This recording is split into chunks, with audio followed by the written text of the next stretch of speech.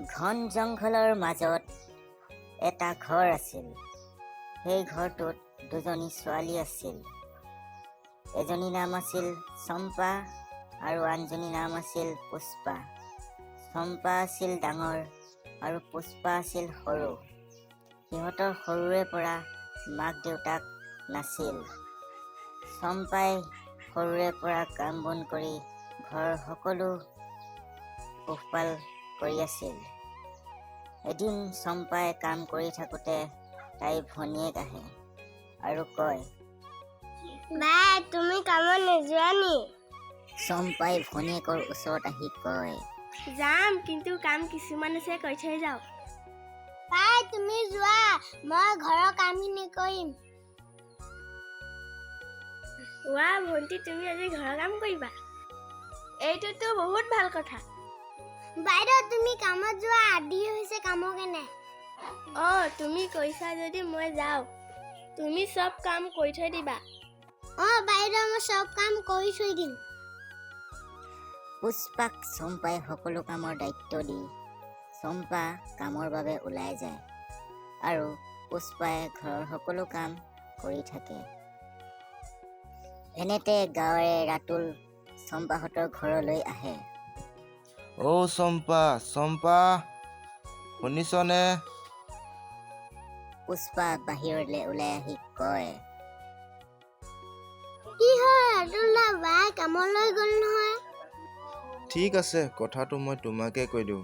আচলতে আমাৰ ঘৰত এজনী কাম কৰা ছোৱালী লাগে। সেইবাবে মই চম্পাক বিচাৰি আহিছিলোঁ। তুমি কৈ দিবাচোন তাইক। ৰাতুল দা, বাই বেলেগত কাম কৰিব গৈছে, আহিলে কৈ দিম দেই।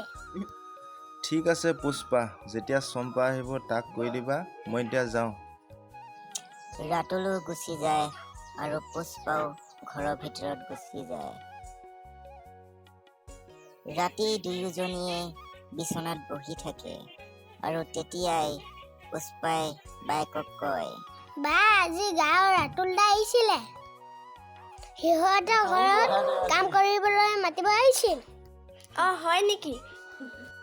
মই দেখোন বেলেগত কাম কৰি আছো। মই দুঘৰত কেনেকৈ কাম কৰিম? বাইনচা, ময়ো কাম কৰিব গ'লে অকমান ঘৰখনো ভাল হ'ব। আৰে ভণ্টি, তই কি ভাৱনাত ডুবি আছ? বা, তুমি ৰাতুল দাৰ ঘৰত কাম কৰিব নিজালে মই যাম। ময়ো কাম কৰিব জানো নহয়। আৰে ভণ্টি, তইতো এতিয়া ইমান সৰু হৈ আছ। ইমানবোৰ কাম কৰিব পাৰিবি জানো? পাৰিম, ঘৰৰ কামহে। সিহঁতে কামৰ কথা পতাৰ পাছত দুয়োজনীয়ে চিন্তা কৰিবলৈ লয় আৰু অৱশেষত মোৰতো মন নাই তোমাক যাব দিবলৈ, কিন্তু কি কৰিম, আমাৰ ঘৰৰ অৱস্থাই বেয়া। কিন্তু তুমি যাব বিচাৰিছা যদি যাবা। পুষ্পাই বায়েকক কিছুমান কথা কয় আৰু বুজায়। অৱশেষত বায়েকে কয়, হ'ব দিয়া, এতিয়া মোৰ বহুত ভাগৰ লাগিছে যে, খাই বৈ শুই থাকোঁ।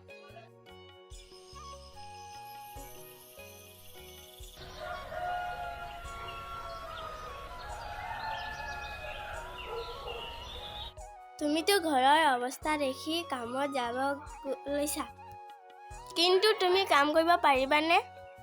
বাই, তুমি চিন্তা নকৰিবা, মই কৰি ল'ম। মোৰো তোমাৰ সহায় কৰিব মন যায়। ঠিক আছে ভণ্টি, তোমাৰ মোৰ প্ৰতি থকা মৰম দেখি বহুত ভাল লাগিল। নাজানো তুমি কি কথা কৈ আছা, তোমাৰ বাহিৰে মোক কোন আছে? চম্পাই কামৰ বাবে ওলাই গ'ল আৰু আনফালে পুষ্পায়ো ৰাতুল দাৰ ঘৰ বুলি ওলাই গ'ল। পুষ্পায়ো ৰাতুল দাৰ ঘৰ পাই ৰাতুলক মাতিবলৈ। তেতিয়াই ৰাতুলৰ মাক বাহিৰলৈ আহে আৰু কয়, আৰে বেটি, তুমি কোন হয়? মই চিনি পোৱা নাই যে। হয় খুৰী, মই পুষ্পা, মই চম্পা ভনীয়েক।